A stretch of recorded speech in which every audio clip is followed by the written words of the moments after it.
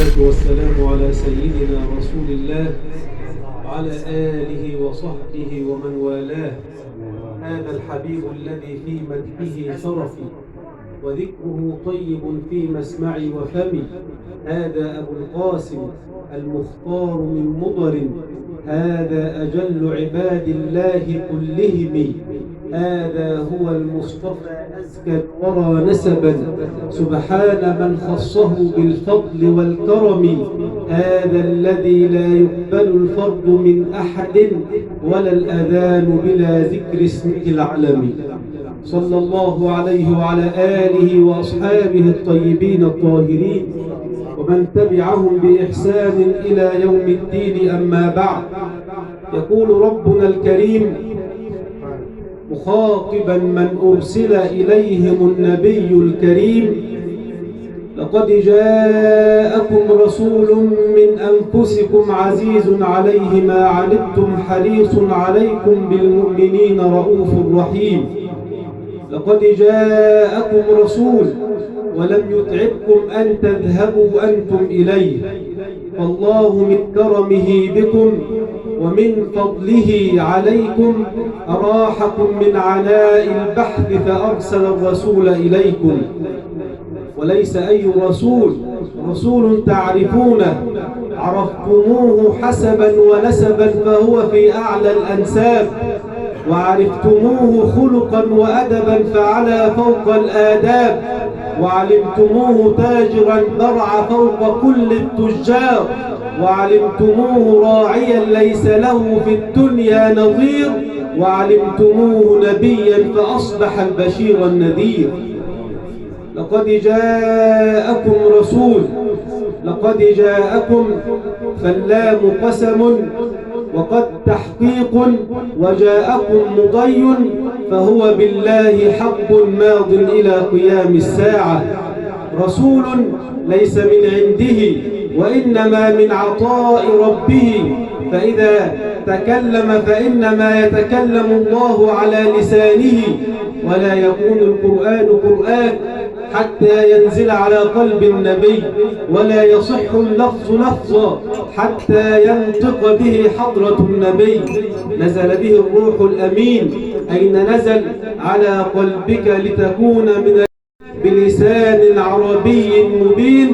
فإذا أردت أن تسمع القرآن تكلم به خير المرسلين. وإذا تعجل اللسان لا تحرك به لسانك لتعجل به، إن علينا جمعه وقرآنه، فإذا قرأناه فالذي يقرأ القرآن هو الله. فإذا قرأناه فاتبع قرآنه، ثم إن علينا بيانه. بيانه نبي يمشي على الأرض يبين للناس ما أراد رب السماء والأرض. فإذا أردت أن تتعلم الآداب فكان النبي أدبا يمشي على الأرض، وإذا أردت أن تتعلم الأخلاق فكان الحبيب أخلاقا تمشي على الأرض، فإذا أردت أن ترتفع بالأحساب فهذا حسب رسول الله على من السماء فوق الأرض، فإذا أردت أن تعلم المعية فها هي الذات المحمدية تسجد في حضرة العزة الإلهية وتمنح من الله وسام العبودية.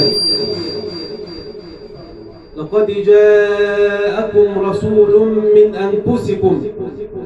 ففي القراءة غير المتواترة شيخنا بيعلمنا الشاذة من أنفسكم، أي من أغلاكم وأعزكم نسبا. لقد جاءكم رسول ولم يقل أتاكم، لأن أتاكم قد يكون محتاجا إليكم، قد يكون في طلب له عندكم. أما جاءكم فهو الشريف الكريم النافع المقدم، ومقامه عند الله علي مكرم، غير أن الله شرفكم بأن أرسله إليكم.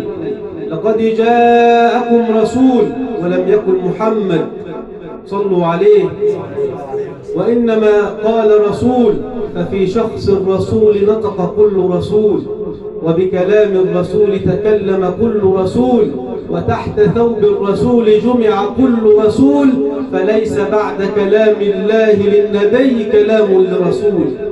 لقد جاءكم رسول، إذا أردت غيره فليس إلا هو الرسول. لقد جاءكم رسول. وانظر إلى مساحة المد في كتاب الله عز وجل، فليس كل الكلام كلام، وإنما حركة في كتاب الله حركة، ومد في كتاب الله امتداد. فمن أول ما قال الله له يا أيها المدثر قم فأنذر لم يسكت لحظة، ولما قال الله له يا أيها المزمل قم الليل إلا قليلا لم ينم ليلة. فلما قال الله له يا أيها الرسول بلغ لم يسكت لحظة. فلما قال الله له اليوم أكملت لكم دينكم كان نعي الله للنبي، فلما جاءه إذا جاء نصر الله والفتح سبح واستغفر حضرة النبي، فلما جاءه الداعي من العلي قال بل مع العلي مع الرفيق الأعلى. لقد جاءكم رسول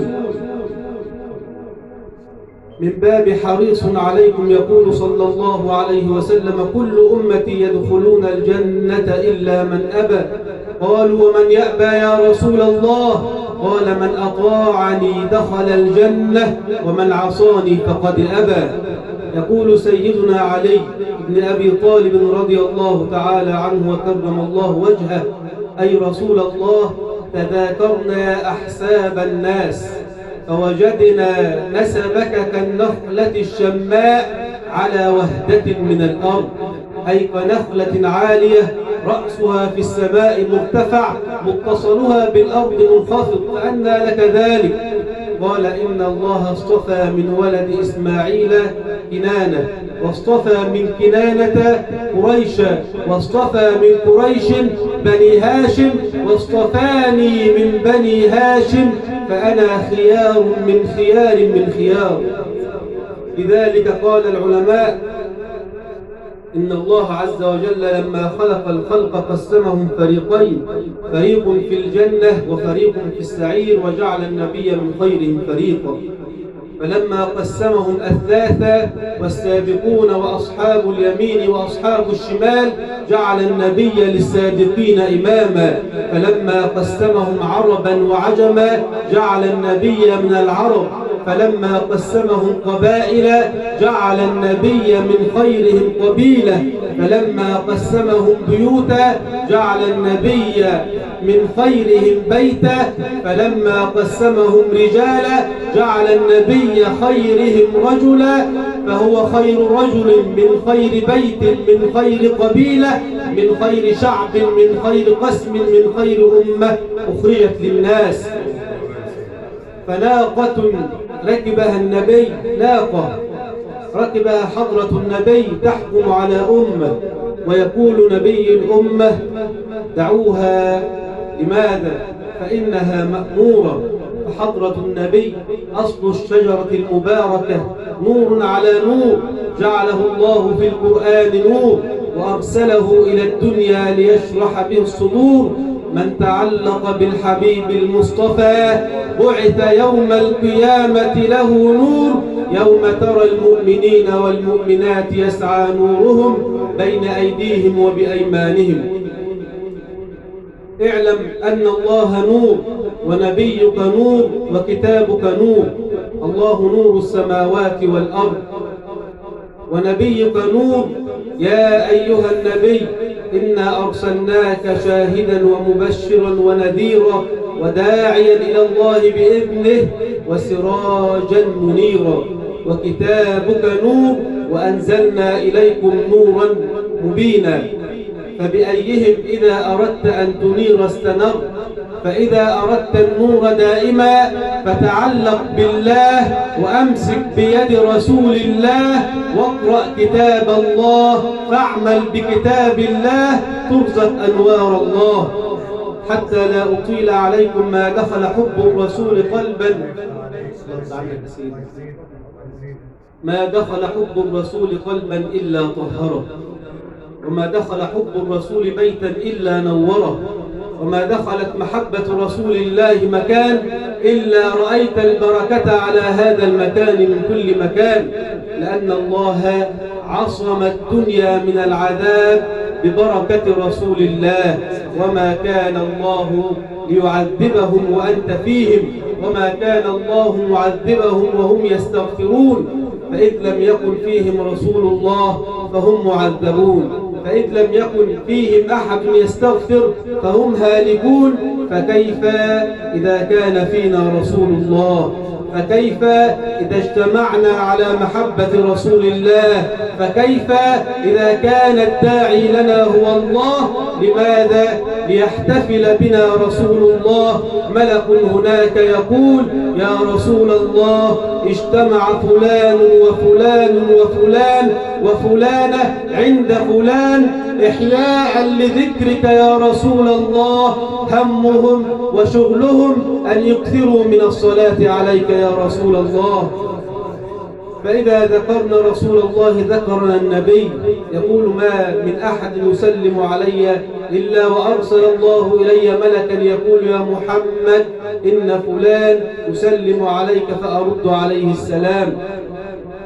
إلا إذا كان في يوم الجمعة مثل هذا اليوم وسلم علي أحد من أمتي رد الله إلي روحي، فسمعت بأذني ورددت بلساني، فصلاة وسلاما عليك يا سيدي يا رسول الله، حق قدركم ومقداركم العظيم، وعلى الآل والصحب أجمعين. أسأل الله أن يجعلنا جميعا من أهل القرآن، وأن يجعل أرواحنا تنير في سماء الرضا، وأن يجمع الأرواح بالأرواح في حضرة الحبيب صلى الله عليه وسلم. كل عام وأنتم بخير، وصلى الله وسلم وبارك على من جمعنا على الخير.